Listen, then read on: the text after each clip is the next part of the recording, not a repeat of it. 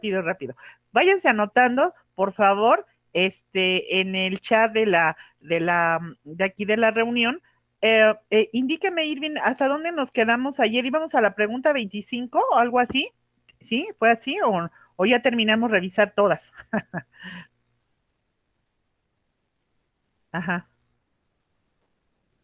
Es que, según yo, llegamos a la Ahora. 24, pero pues ya no hay más Sí, preguntas. la 25, Ajá, sí, porque, sí, o llegamos sea, a... ya está ahí. terminamos las 25, chicos. A ver, confírmenme los demás.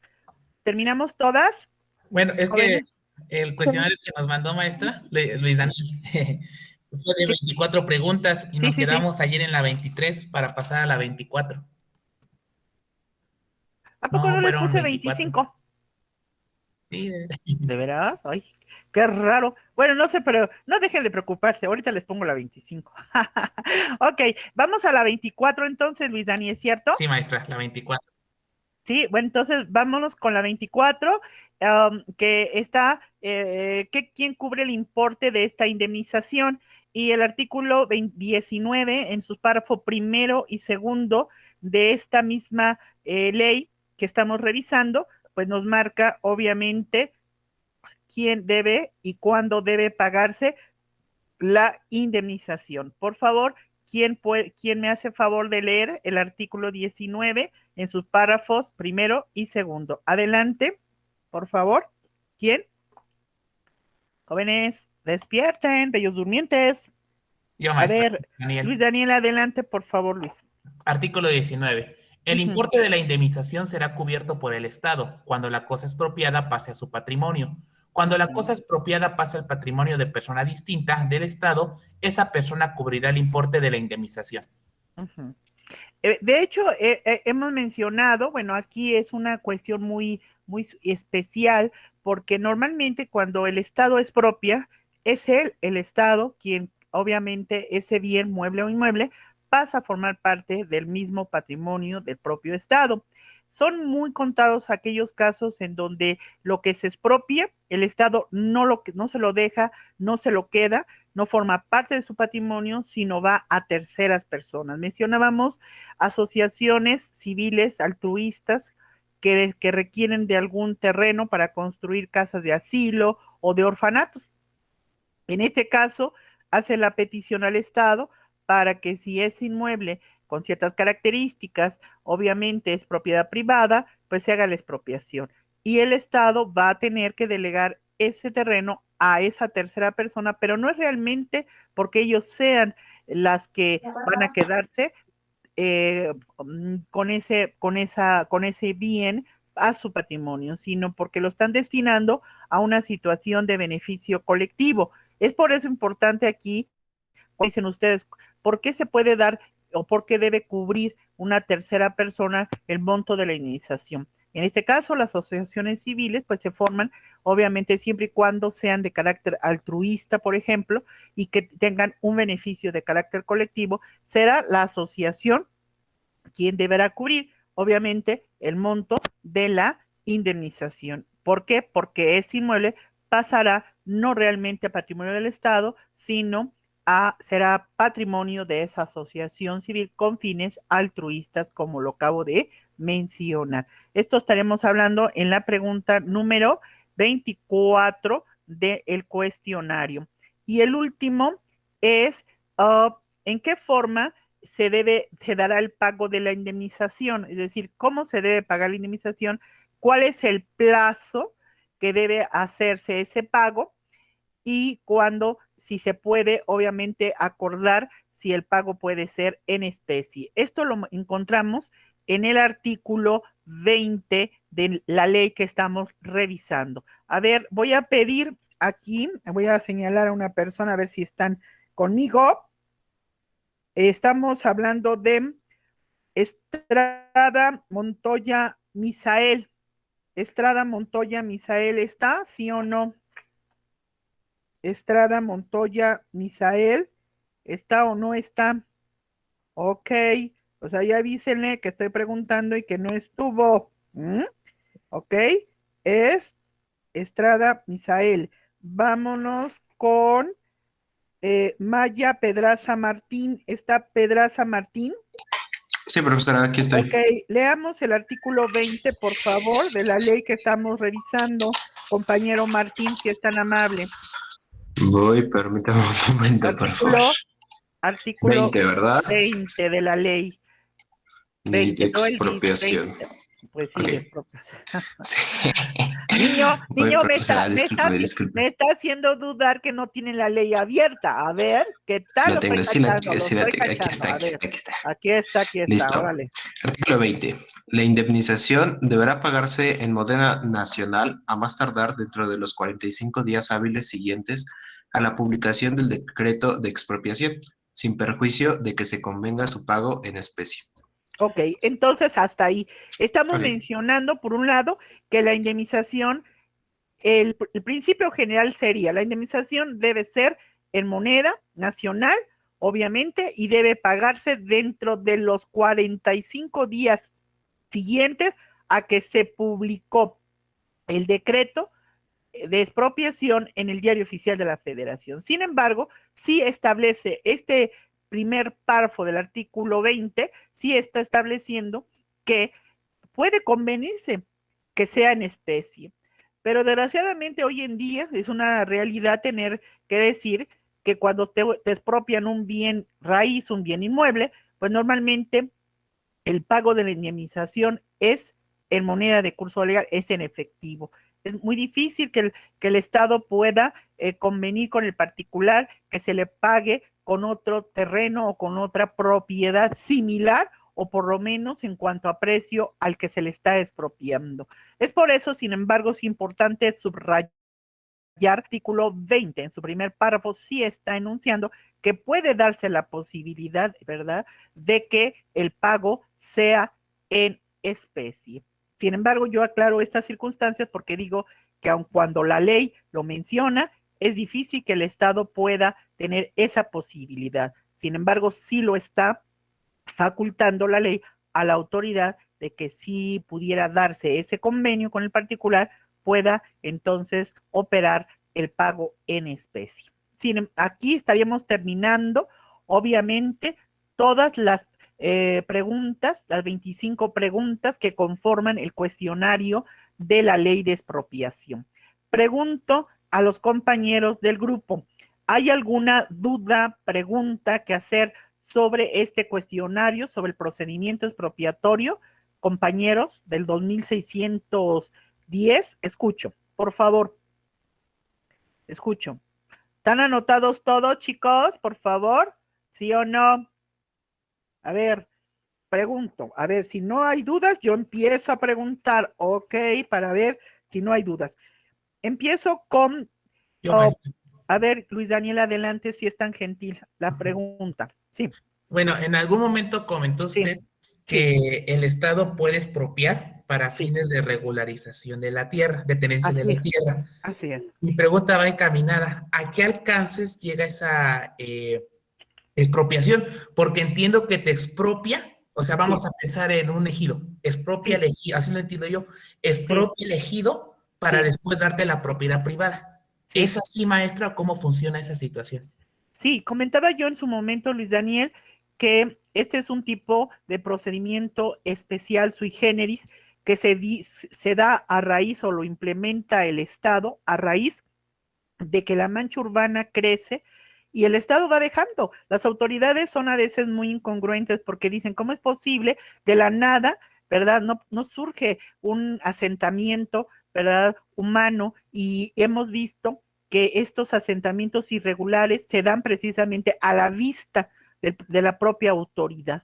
Entonces, es un lamentable que en México primero veamos que los problemas se presentan y después la autoridad busca, ¿verdad?, establecer los lineamientos jurídicos que le permitan regularizar ese, o resolver o dar respuesta a ese problema. Es por eso que surge de esta manera precisamente el procedimiento de regularización de la tenencia de la tierra como una solución que efectivamente se implementó para poder responder y darles escrituras a aquellas personas que ya habían comprado un terreno, pero que su uso de suelo era ejidal, era agrario. Es importante aclarar que la escritura ejidal prohíbe a los ejidatarios vender las tierras con un uso diferente. Es decir, si tu uso es agrícola, tienes obviamente que destinarlo, y sí puedes venderlo, pero siempre y cuando la persona que compre también lo use con esa finalidad, pero no puedes vender un terreno o una tierra ejidal a un particular, que ahí ya no va a ser para fines agrícolas, sino que lo va a destinar para un uso habitacional. Entonces, debido a ello, surge precisamente ese procedimiento. Y en su momento comenté yo que los organismos administrativos que se han venido creando, porque esa mancha urbana sobre todo se da, o esa problemática que estoy mencionando, se da sobre todo en lo que le llaman ahora la megatrópoli, ¿verdad? Ciudad de México y varios de los municipios que conforman al Estado de México. Y por eso encontramos que esa denominación que se le da a estos organismos administrativos ha ido cambiando a través del tiempo. En un principio se llamó Comisión de Regularización de la Tenencia de la Tierra, así se maneja en el Estado de México sobre todo. En la Ciudad de México, antes Distrito Federal, se hablaba no de comisión, sino de una dirección de regularización de la tenencia de la tierra. Pero al fin y al cabo, aun cuando cambie su denominación, la finalidad era implementar un procedimiento administrativo que inicia precisamente con una expropiación. El Estado se tuvo que ver obligado a tener que expropiarle la tierra al ejido para que una vez que le quita, que le afecta la propiedad ejidal, que es una propiedad privada, obviamente destinarla a un uso diferente que iba a ser el habitacional. Te quito a ti, ejidatario, la propiedad porque voy a cederla a quien, a un particular que ya no la va a usar con fines agrícolas, sino con fines habitacionales. Y ese procedimiento, por eso en su momento, Leslie, dígale a Leslie que ya le puse falta. Aquí estamos viendo que es interesante que en ese procedimiento administrativo las mismas autoridades van a hacer el cambio de uso de suelo, porque este tipo de trámites administrativos, en algunas circunstancias, es autoridad federal. Cuando se afecta la propiedad agraria o agrícola, es importante decir que el decreto expropiatorio es del ámbito federal, no es del ámbito local. Pero el trámite para cambiar el tipo de uso de suelo, de agrícola a habitacional, sí es un trámite en donde interviene una autoridad administrativa local. Es importante esto porque a veces los alumnos se van con la idea de que si es una autoridad federal quien expropió, entonces el trámite para cambio de uso de suelo tiene que ser también una autoridad federal. No, tal vez en el mismo procedimiento administrativo, y es importante decir que una cosa es la expropiación, y una vez que el bien pasa a ser propiedad del Estado, lo delega a quien, al gobierno del Estado donde se ubique el inmueble. ¿Sí? En este caso, vamos a suponer que cuando se regularizó toda la zona acá de la Gustavo Madero, que colinda con el municipio de Ecatepec, habían colonias precisamente con esas características. De tal manera que aquí el gobierno federal tuvo que emitir el decreto, ¿verdad?, expropiatorio para afectar la tierra ejidal, porque cuando se trata de tierra ejidal no puede ser expropiada por una autoridad local, sino por la autoridad federal. Entonces, una vez que se expropia, el Estado recupera el inmueble y el Estado tiene que ceder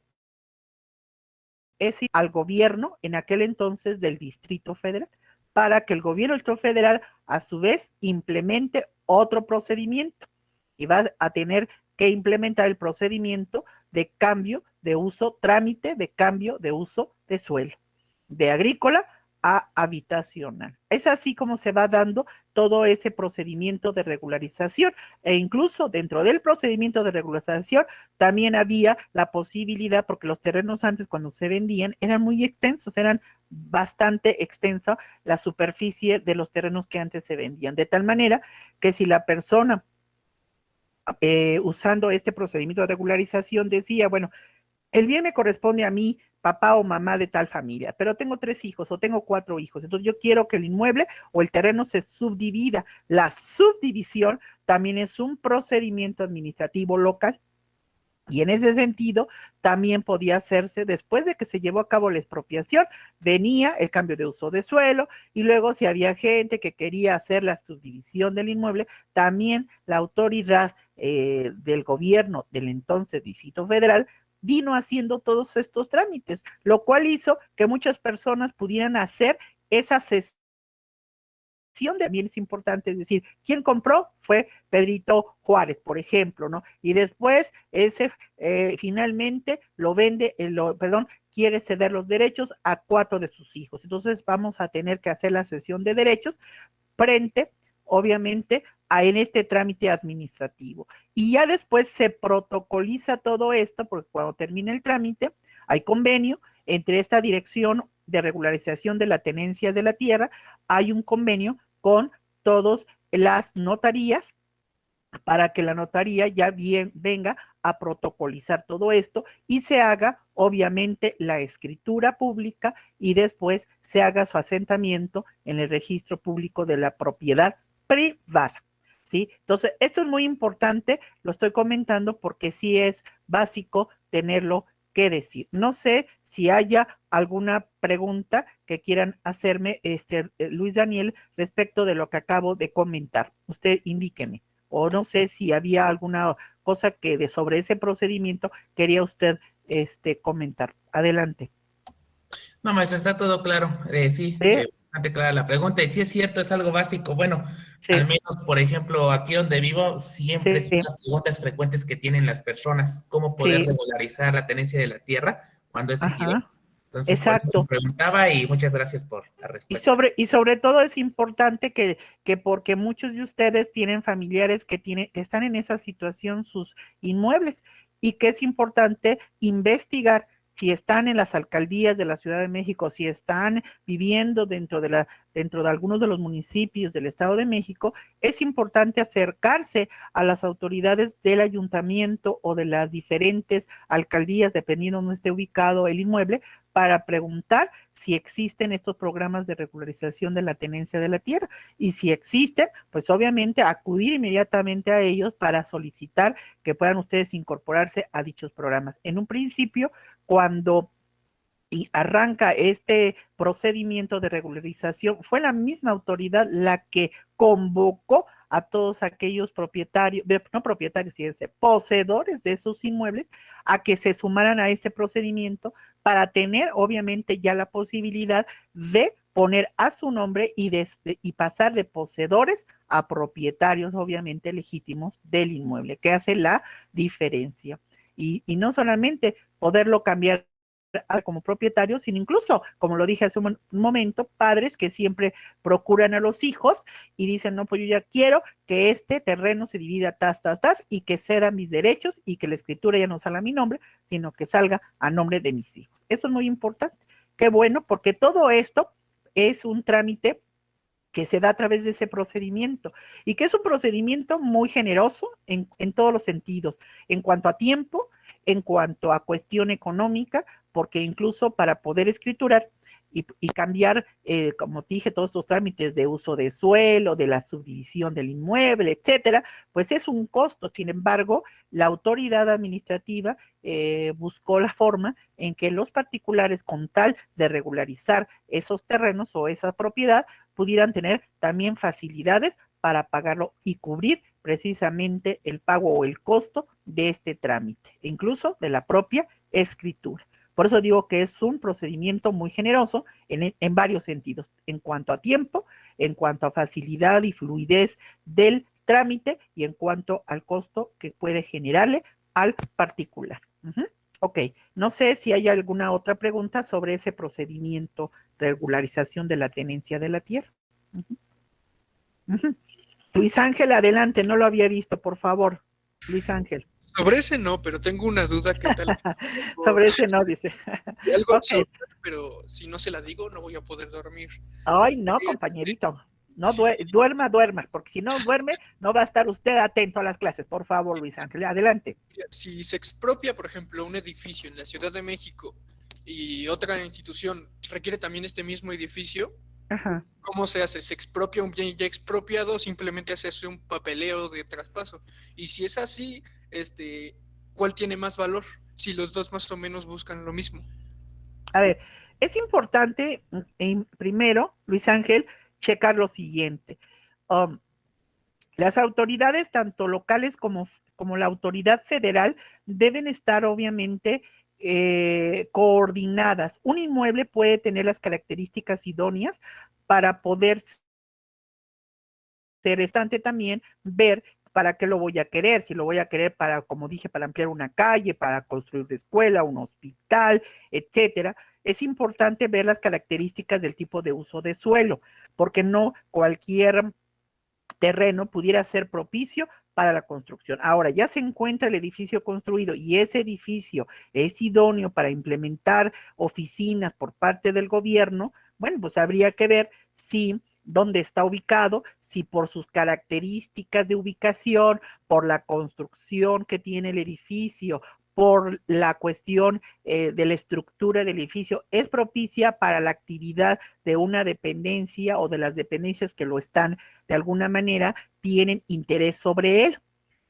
Claro que se le debe dar prioridad si hubiera una cuestión de intereses por parte de una autoridad federal o parte de una autoridad local, pues habría que ver cuál es la que debe prevalecer, si la del gobierno federal o la del gobierno local. Ahí tendría que haber una cuestión de qué, de común coordinación. Pero hasta ahora que yo esté enterada que haya habido ese tipo de conflicto, no se da. Sin embargo, si se llega a darle jerarquía a la causa de utilidad pública, recuerden que siempre va a prevalecer una causa por encima de la otra, siempre y cuando la naturaleza sea urgente, sea importante y sea obviamente necesaria, ¿sí? Que haga prevalecer el interés de una autoridad federal o de una autoridad local por encima de la otra. Esa sería la respuesta que yo podría dar. Deben tomar en cuenta que ya la Ley General de Bienes Nacionales, cuando ustedes ya la han estado estudiando, sí enuncia que es importante, que son varias las vías que tiene la autoridad administrativa, no solamente la expropiación, incluso puede adquirir el inmueble, o incluso si no hay la posibilidad presupuestaria del gobierno para comprar el inmueble, también vimos que hay posibilidad de la autoridad de arrendar el inmueble. Cualquiera de estos son figuras jurídicas que la ley le está otorgando a la autoridad. ¿Para qué?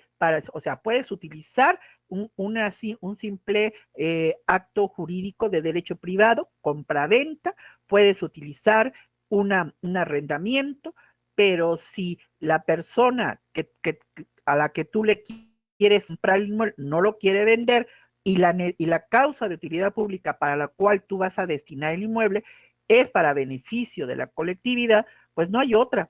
Entonces no me lo quieres vender ahora sí, de una manera, de un convenio o un acuerdo pacífico, pues tendré que utilizar la fuerza porque finalmente es una forma coactiva. El procedimiento administrativo es un medio coaccionar que la autoridad utiliza porque no te estoy pidiendo si quieres darme la propiedad, te lo estoy imponiendo porque te estoy precisamente probando que se está dando la causa de utilidad pública. Y ahí pues ya no hay ninguna otra opción.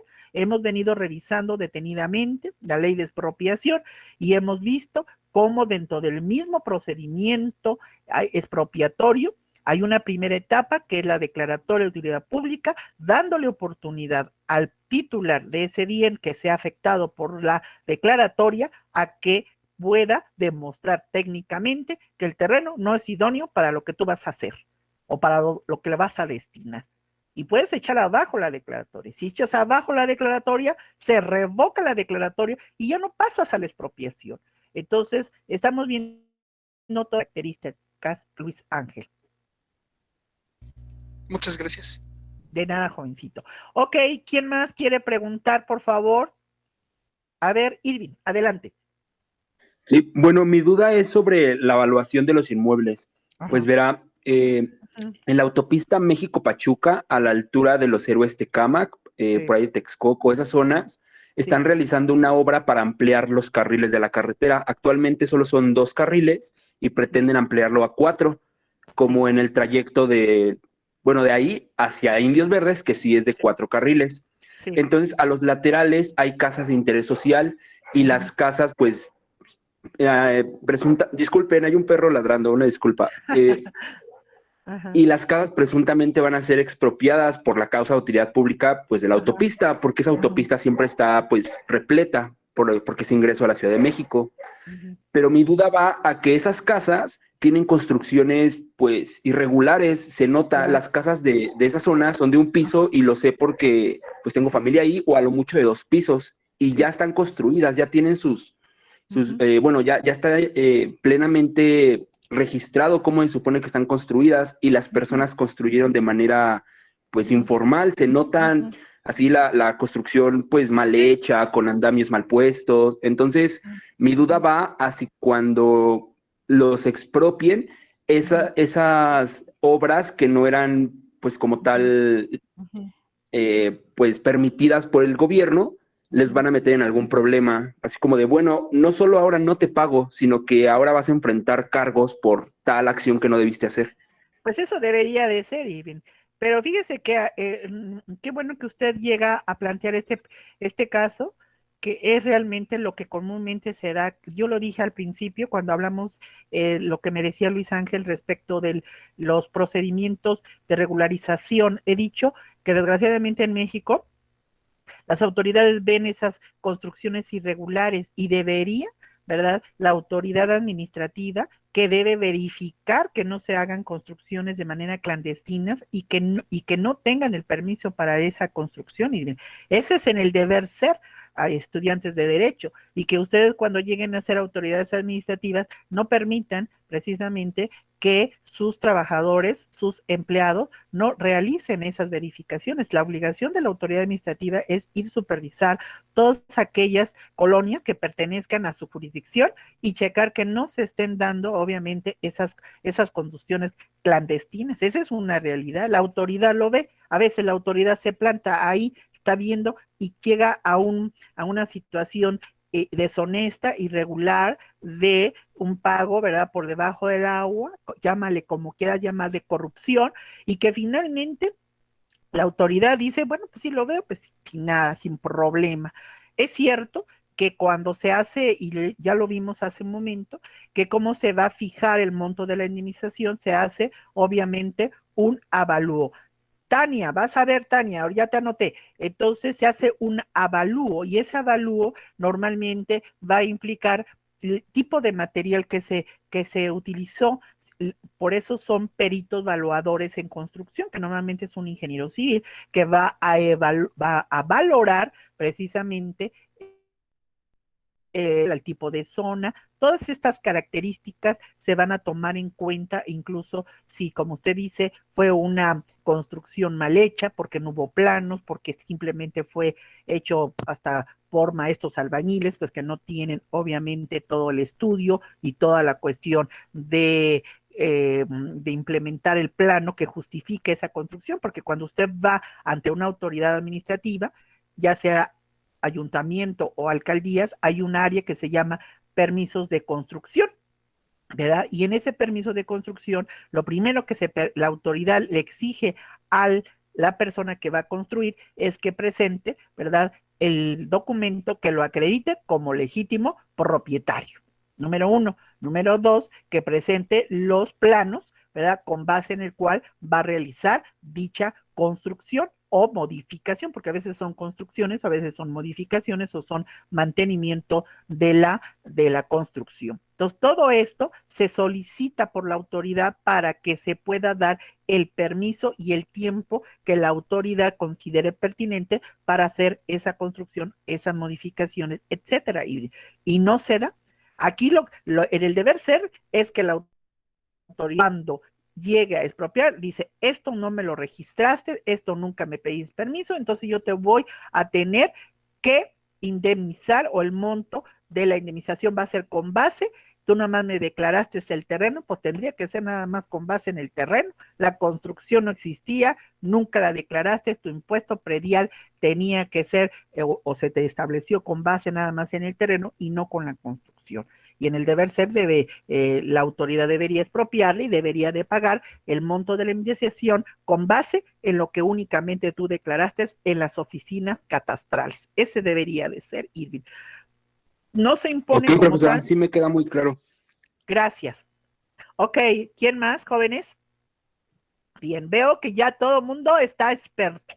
Ok, bien, vamos entonces a ver ahora, hemos visto la expropiación, creo que nos debió de haber quedado claro, pues precisamente que el procedimiento expropiatorio está dividido en dos grandes bloques, la declaratoria de utilidad pública y la declaratoria de expropiación. La declaratoria de utilidad pública, para que se pueda dar, es necesario que haya dictámenes técnicos, y una vez que esos dictámenes técnicos sustenten esa declaración, deberá publicarse en el diario de la Federación, como también en el diario de la localidad donde se ubique ese inmueble. Se debe notificar a los titulares de los bienes afectados y, obviamente, si no se conoce su paradero o el nombre de los propietarios, se hará una segunda publicación en el diario oficial de la Federación y tendrá, obviamente, una diferencia de 5 días siguientes a la que se efectuó en primera ocasión.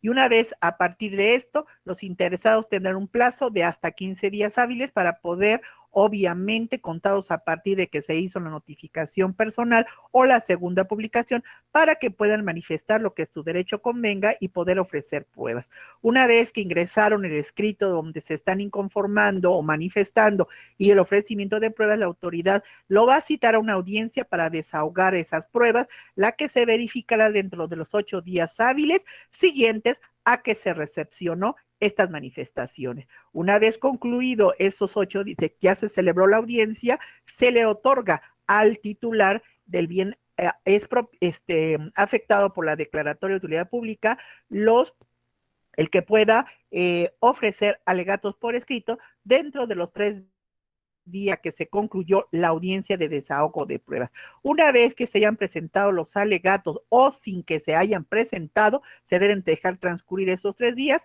para que la autoridad administrativa, que es la Secretaría de Estado competente, pueda emitir su resolución. Es decir, tiene hasta 10 días hábiles siguientes después de haberse presentado los alegatos para emitir esa resolución, que puede ser confirmar, modificar o, en su defecto, revocar la declaratoria.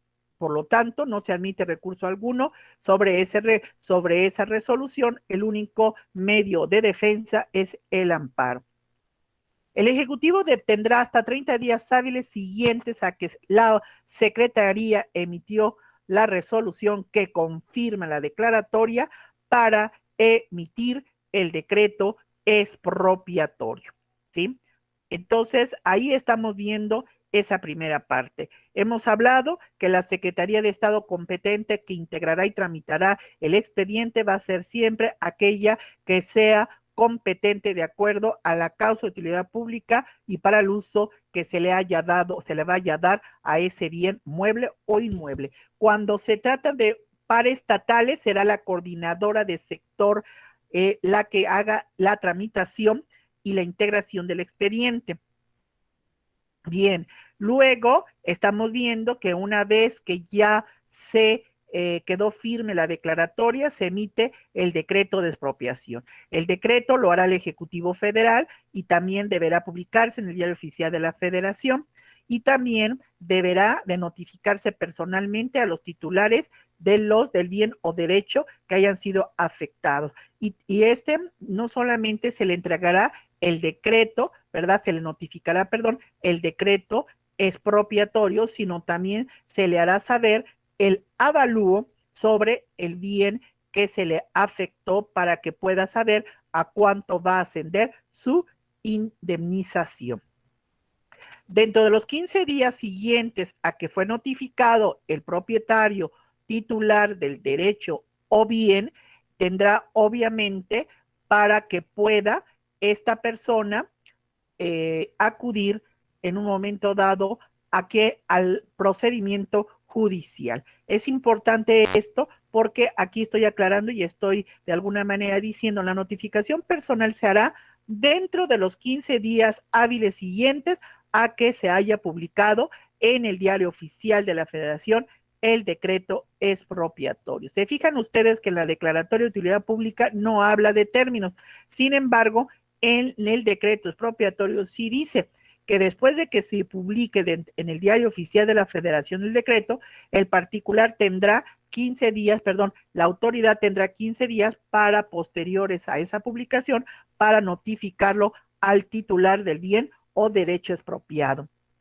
Después de que se le haya notificado al particular titular de ese derecho, se tienen la autoridad dentro de los 10 días hábiles siguientes a la notificación del decreto correspondiente.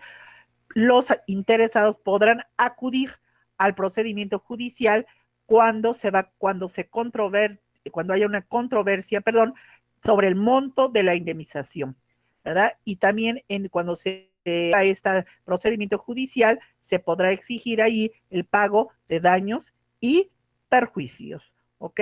Bueno, por otro lado, hemos hablado que una vez decretada, obviamente, o una vez que se haya dado esta expropiación, la autoridad que expropió va a proceder a hacer la ocupación inmediata del bien de cuya expropiación proceda.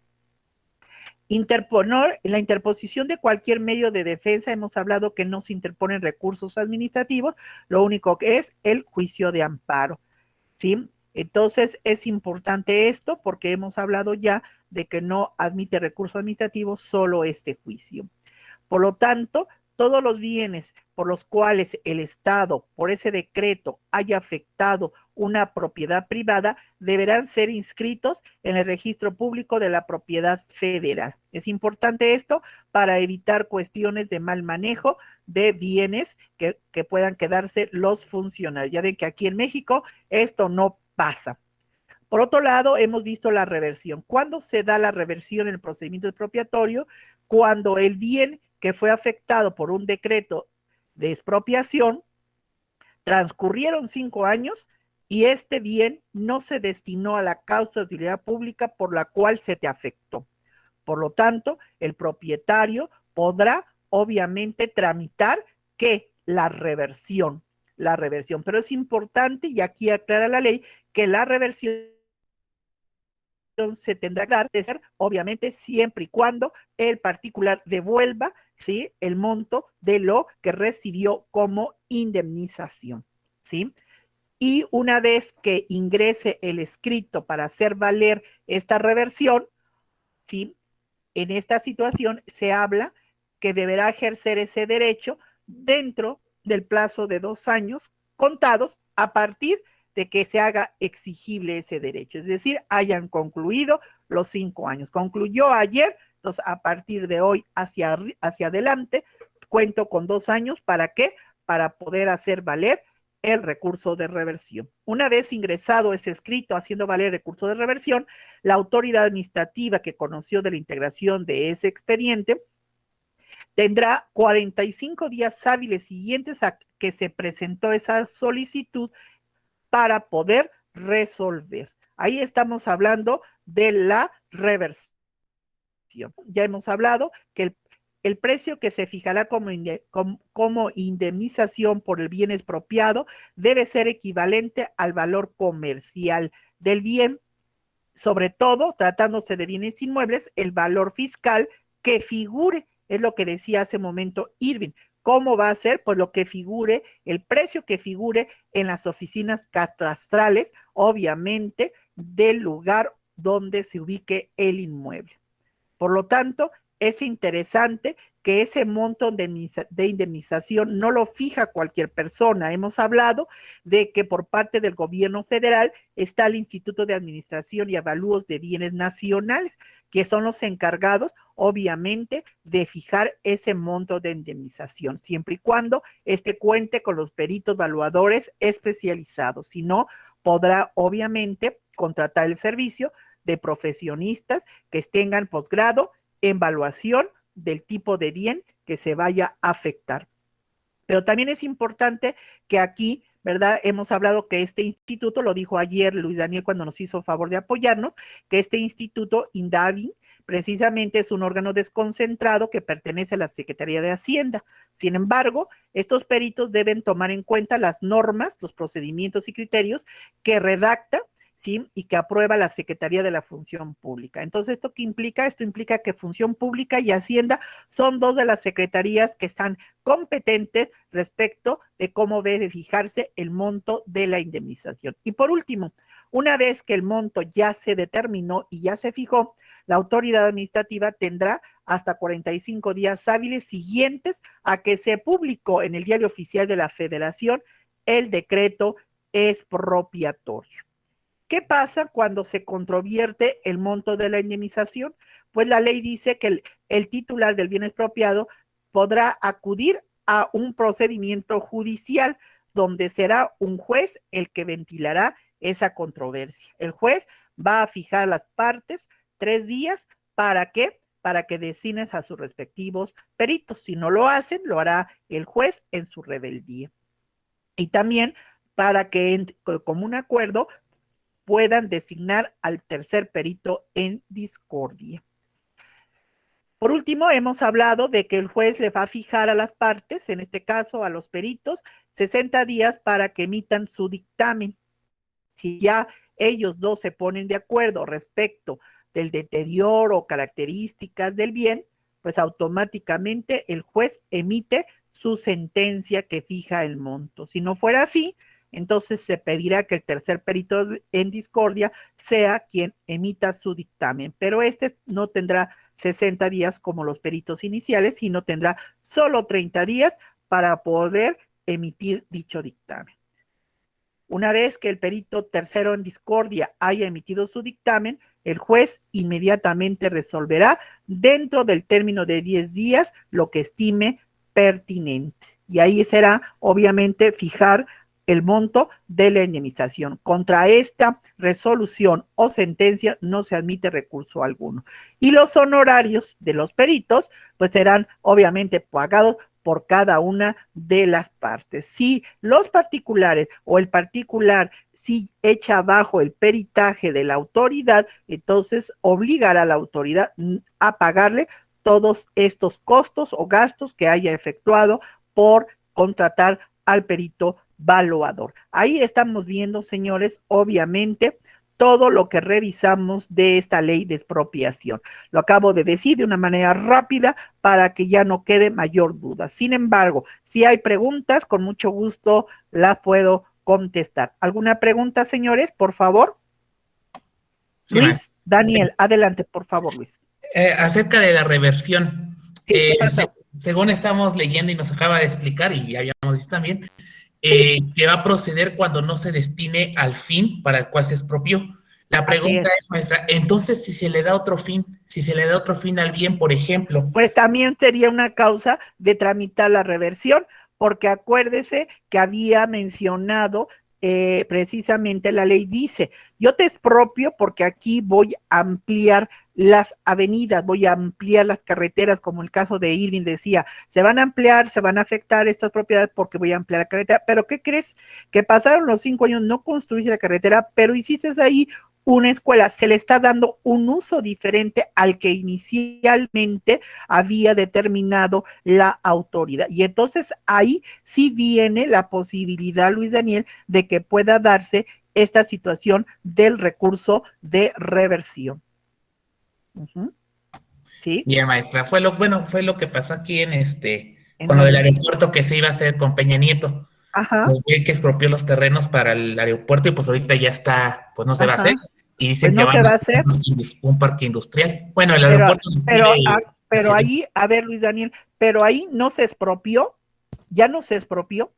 Sí, maestra, en Texcoco se expropió. Sí, cierto, la parte de sí, ya sí, tienes razón, estoy fuera de contexto hoy. Sí, efectivamente se expropió, pero ahí, ¿qué pudieran haber hecho los ejidatarios? Ahí lo que los ejidatarios debieron de haber hecho era haber solicitado, obviamente, la reversión, porque no se utilizó ese terreno ejidal para el fin para el cual fue obviamente destinado. Y entonces ahí estamos viendo precisamente esa situación que estamos comentando. Puede darse la reversión, pero recuerde, Luis Daniel, que habíamos mencionado también, si tú vas a tramitar la reversión es porque vas a devolver el monto de la indemnización. Y yo pregunto a ustedes, ¿creen ustedes que realmente la autoridad le convendría en un momento dado, digamos, al particular le convendría regresar, porque a veces ya se gastó el monto de la indemnización en cualquier otra cosa, comprar otro terreno, etcétera? Ahí vendría la pregunta que yo podría en un momento dado formularles a ustedes. ¿Cuál diríamos todos? Pues no, porque en muchas ocasiones la misma ley está diciendo, si tú vas a tramitar la reversión, es porque definitivamente tú vas a tener que devolver una parte o el total de lo que ya se te pagó como indemnización. Entonces, por eso es que esta figura de la reversión pudiera parecer aparentemente muy atractiva, pero al mismo tiempo no lo es, porque la mayor parte de las personas, recuerden que tienen que haber transcurrido 5 años. Entonces, en esos 5 años la persona ya utilizó el dinero, porque como dije hace un momento, la mayor parte del pago de la indemnización se da en efectivo, no en especie. Entonces, por lo tanto, podemos decir que ese ya fue expropiado, entonces la persona no tramitó la reversión, entonces estaríamos hablando de que aquí sigue el Estado teniendo la propiedad de ese terreno, pero como tú no tramitaste la reversión, dejaste pasar los 2 años para, después de los 5, para ejercer ese derecho a tramitarla, entonces el Estado sigue teniendo la propiedad de ese terreno. Y ahí podrá ser que el Estado lo utilice para otros fines o incluso que el Estado pueda venderlo a particulares, ¿sí? Puede hacerlo. ¿Por qué? Porque ya es parte del patrimonio del Estado, ¿sí? Ahí sí se da esas circunstancias, el compañero Luis Daniel. Sí, maestra, gracias. Y discúlpeme, ya estoy fuera de contexto por estar diciendo cosas que no debo decir. Daniela, por favor, gracias. Adelante. Sí, maestra. Sí. Bueno, ¿qué pasa cuando el Estado quiere expropiar un bien para, no sé, por ejemplo, la ampliación de una calle, pero este bien es patrimonio cultural de la humanidad? Pues ahí es interesante porque fíjese que es lo que acaba de mencionar y lo dice la Ley General de Bienes Nacionales e incluso la Ley Federal de Monumentos, Zonas Arqueológicas, Históricas y Artísticas, que ese bien no puede ser destruido. Entonces, si hay una ampliación de la avenida, habría que, incluso lo podemos ver, por ejemplo, ahorita en Calzada de los Misterios. Allí hay obras, edificaciones que son precisamente esas que se llaman los misterios, ¿verdad? De esta calzada o de esta avenida, y ahí estamos encontrando que se amplió para la cuestión del Metrobús, pero se fija, no fueron alterados esos tipos de construcciones que son considerados pues religiosos, pero al mismo tiempo históricos, porque representan una época y de la historia de nuestro país. Y entonces, ahí ahorita voy con usted, Arely. Entonces, es importante esta parte porque se fija que se pueden hacer las modificaciones, se puede hacer la ampliación de la avenida, pero sin afectar ese bien que es considerado patrimonio cultural, ¿sí? Entonces, es importante esto porque no podría destruirse ese bien para poder hacer la ampliación. Esto es básico porque lo está mencionando, obviamente, la propia Ley General de Bienes Nacionales, número 1, y número 2, pues también tendríamos que revisar una ley específica, que es la Ley Federal de Monumentos, Zonas Arqueológicas, Históricas o Artísticas. E incluso debo decirle, compañera, que me voy más allá. Hay muchos de estos inmuebles siendo considerados patrimonio, en este caso cultural, ¿verdad? Pueden darse en arrendamiento a particulares, ¿sí? Pero el particular tendrá el derecho a poderlo usar, pero sin poder deteriorar o alterar la arquitectura del inmueble considerado patrimonio cultural, porque si lo hiciere, pues obviamente estaría cometiendo situaciones ilícitas que podrían traer como consecuencia la imposición de sanciones, ¿sí? Por eso se lo estoy comentando. Y en este caso que usted menciona, voy a ampliar la avenida y ahí hay un edificio considerado patrimonio cultural, pues la autoridad tendría que retomar esto y no podría demoler ese edificio considerado patrimonio cultural. No sé si contesté la pregunta. Sí, profesora, muy claro, gracias. Adelante. Areli, por favor, adelante. Sí, gracias. Bueno, en el caso de la reversión, también se puede dar que, bueno, también ahí aplica cuando una construcción se queda a medias o no se termina, porque, por ejemplo, creo que se iba a hacer un tren de Toluca al centro de México, en Sí. donde ya se iba a hacer media hora de viaje en vez de 2, pero Ajá. ahorita quedó como inconclusa. En ese caso también aplica lo de la reversión o se No, da porque se otro supuesto. inició muchas ocasiones y eso vuelve a pasar. Debería de darse la reversión, porque dice, concluyeron los 5 años para que tú hicieras la obra y no lo hiciste. La autoridad normalmente es muy estratégica, va a decir, las partidas presupuestales no me alcanzaron para cubrir totalmente todo el material que se requería para dicha obra. Entonces, pues yo tuve que esperar a que se me asignen partidas presupuestales y por lo tanto no se concluyen las obras. Esto es difícil, esto es importante porque las autoridades cuando realizan una obra pública previa a realizarla, tienen que hacer un estudio también, diríamos, técnico para consultar y otorgar el contrato para que se realice esa obra pública y esas empresas dedicadas a realizar esa obra pública deben hacer un cálculo precisamente para solicitar partida presupuestal para la construcción de esa obra.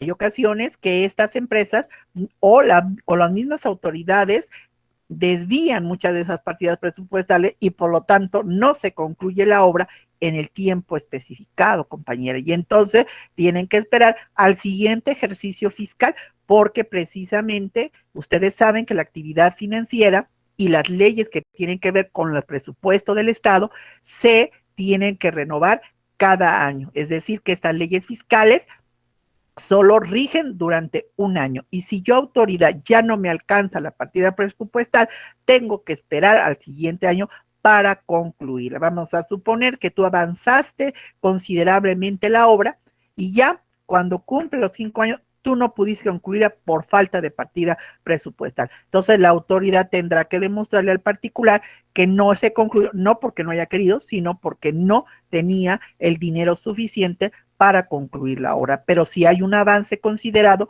el particular no podría solicitar la reversión, porque ya hay un avance que está justificando que sí va a haber la obra, que sí la obra está, pero que no está concluida, precisamente por ese argumento que la autoridad pudiera dar en relación a partidas presupuestales suficientes para la conclusión de la obra, compañera Areli. Compañera Leli, ¿ya se me fue? Sí, muchas gracias. o ya se durmió de tanto que expliqué. No, ok, sí, ya, gracias. Ok, bien. Chicos, ¿alguna otra pregunta? Ok, bueno, vamos entonces ahora a ver a ver, Fernando, Fernando revivió ya después de tanto tiempo que Fernando no me preguntaba. Adelante, Fernando.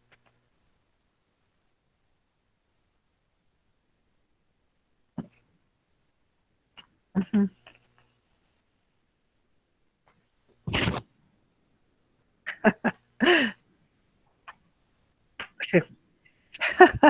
Más bien, perdón por el que toca la campana del camión de la basura. Ok. Ajá.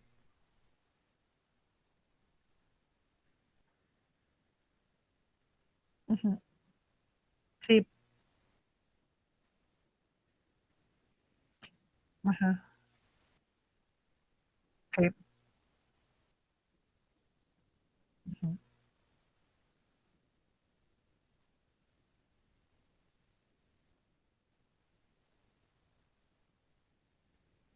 Uh-huh.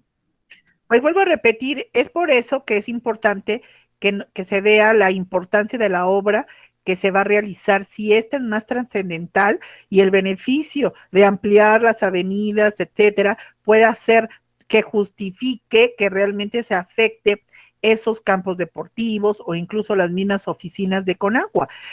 Las oficinas de Conagua, si esas oficinas habría que ver, porque es importante también analizar si esas oficinas las tiene rentadas con agua, porque muchos edificios, aun cuando veamos el letrero que tienen, son dependencias administrativas, habría que ver si el edificio o la construcción es propiedad del Estado o propiedad privada. Habría que checar primero eso.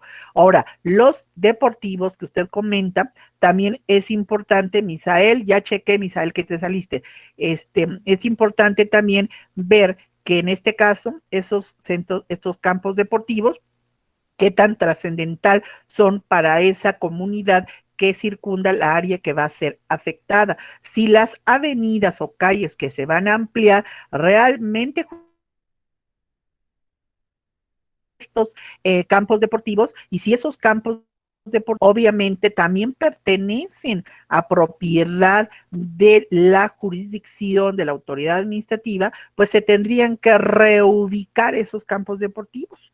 ¿Sí? La autoridad tendría que ver, voy a sacrificarlos, pero tengo que reubicarlos porque es necesario ampliar las avenidas para dar precisamente mayor movilidad a los vehículos y a los peatones. Entonces, ahí habría una situación de estudio que ya comenté al principio, la misma ley lo está diciendo, es importante que se empiece con la declaratoria de utilidad pública, porque esta declaratoria de utilidad pública va a hacer un dictamen técnico, y en ese dictamen técnico no solamente es conocer las características de la tierra o del suelo, sino también hacer un estudio social, económico, para poder determinar qué se va a afectar, si es propiedad privada, si es propiedad del propio Estado, si finalmente estos campos deportivos tiene la propia jurisdicción de esa alcaldía o de ese ayuntamiento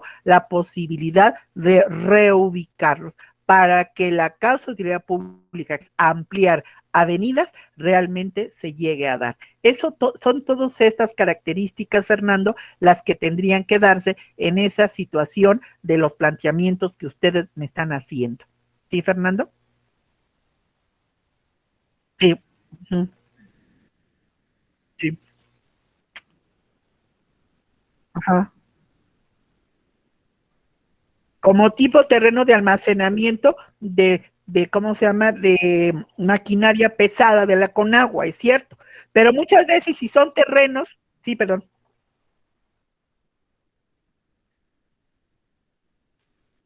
Uh-huh. Uh-huh. Uh-huh. Sí. Sí, hay un conflicto de jurisdicción entre ambas alcaldías. Por eso también es importante ver, Conagua, pues normalmente es un organismo de carácter obviamente federal que coadyuva, en este caso, a diferentes alcaldías de la Ciudad de México. Por eso yo decía, habría que ver si ese terreno lo tiene Conagua de alguna manera en calidad de propietario, porque recuerde que la Ley General de Bienes Nacionales dice que a veces no es propietario, puede estar arrendando el inmueble. Entonces habría que checar esa cuestión, si es propiedad del Estado federal o es propiedad privada. Y como yo dije, se puede reubicar y puede de alguna manera, dentro de la misma zona, entre Xochimilco y la otra alcaldía, ver si hay posibilidad de reubicar o de rentar otro terreno en caso de que no se tuviera la propiedad por parte del organismo del Estado, Fernando. Uh-huh. Chicos, los voy a dejar, son en 10 en punto. Mañana empezamos con las otras modalidades de para adquirir la propiedad privada.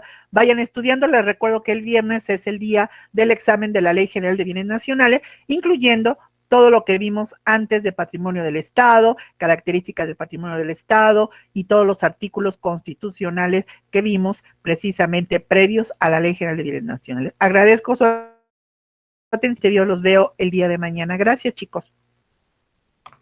Gracias, a mañana. Hasta luego. Mañana, gracias. Hasta luego. Hasta mañana. Bye, bye.